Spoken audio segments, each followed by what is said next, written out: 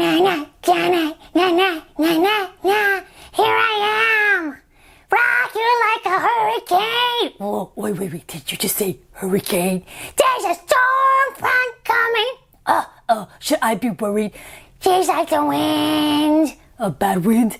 Through my tree house. I feel like Green Bear is not taking a dangerous situation seriously. Oh, dog, you worry so much. Sometimes a person has to worry. Oh, you know what? You are right, though. I don't like you to worry your pretty little head too much. Oh, that feels good.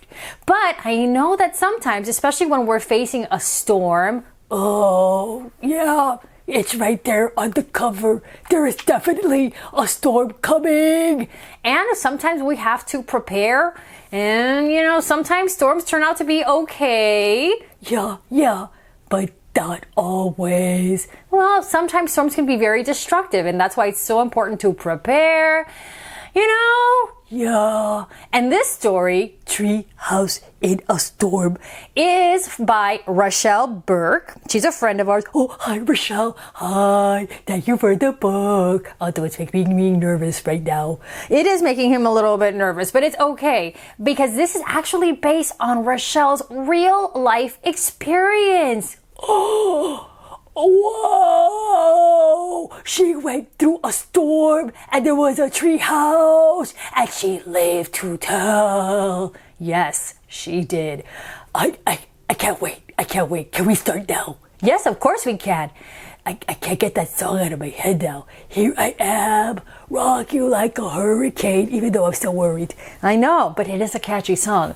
Treehouse in a Storm.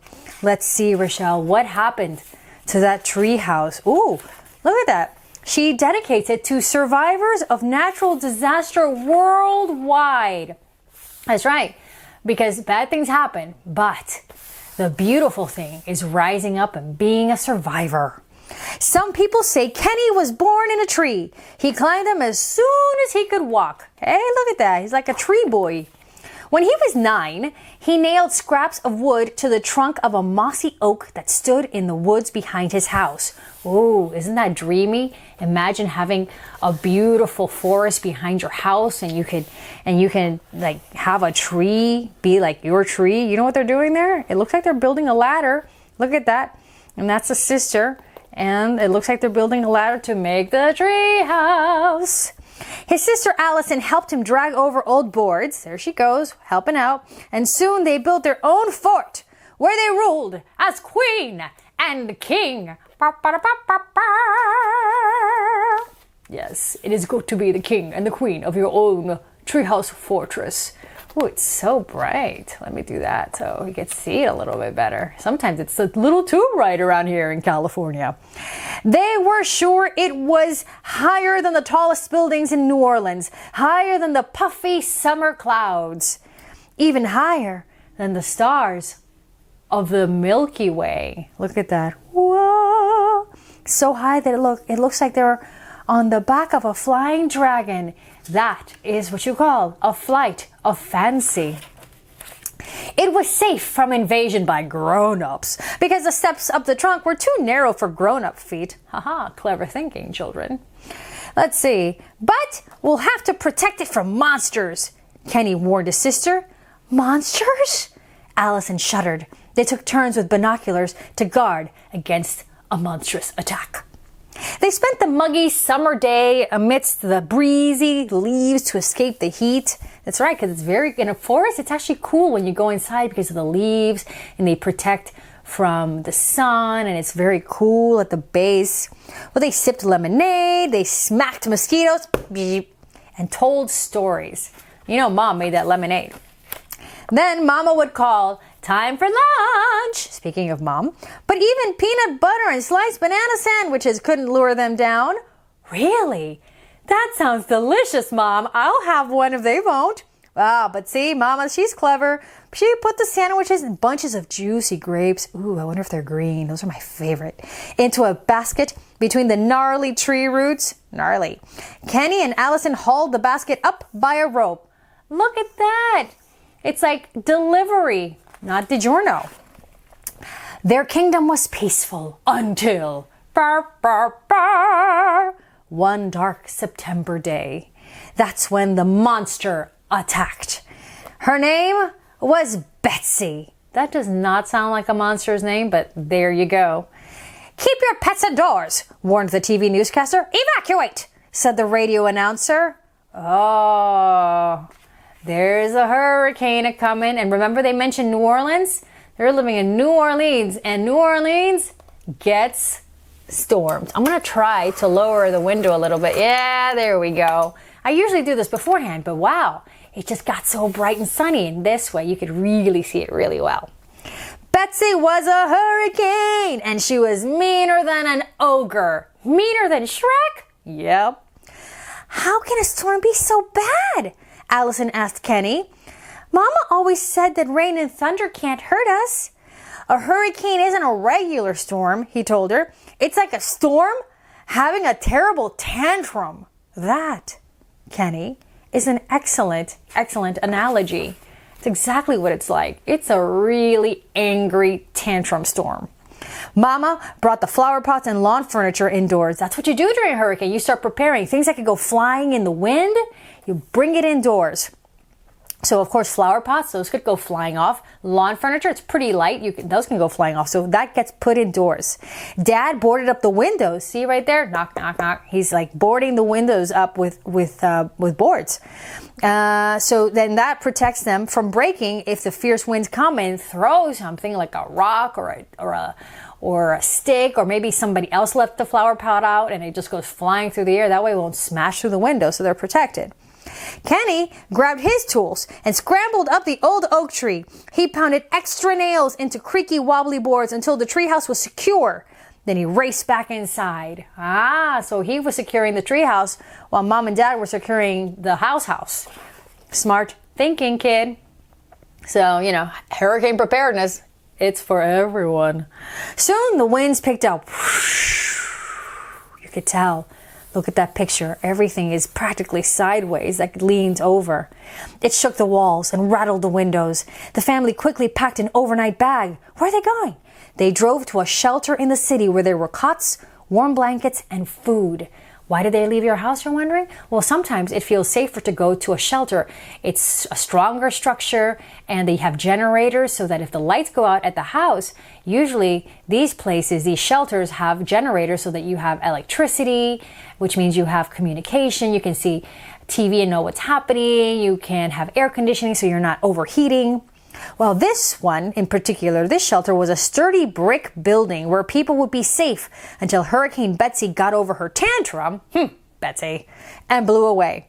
Wind, rain, and lightning whipped it, flashed like an angry dragon.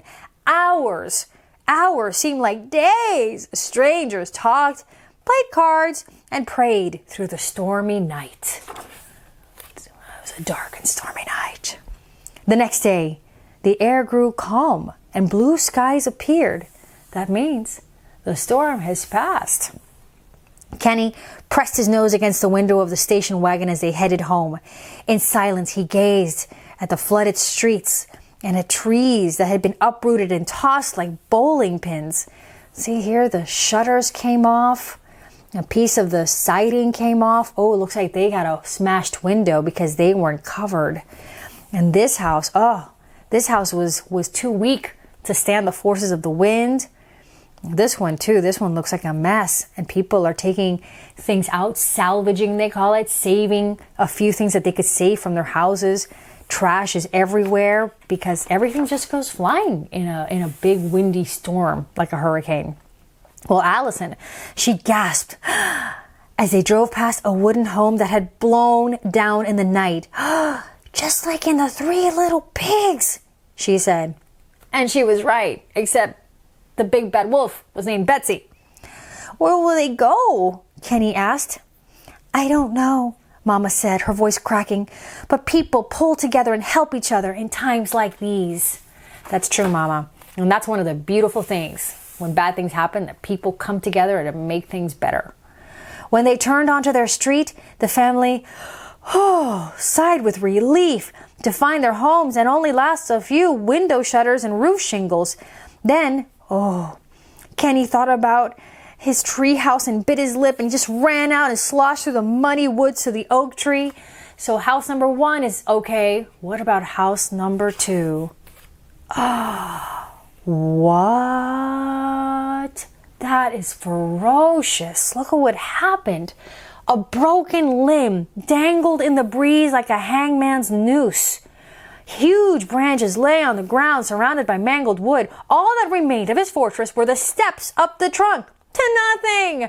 Kenny's kingdom of dreams was nothing more than splintered limbs and jutting nails. Oh, he suffered his first major hurricane catastrophe. His eyes filled with tears.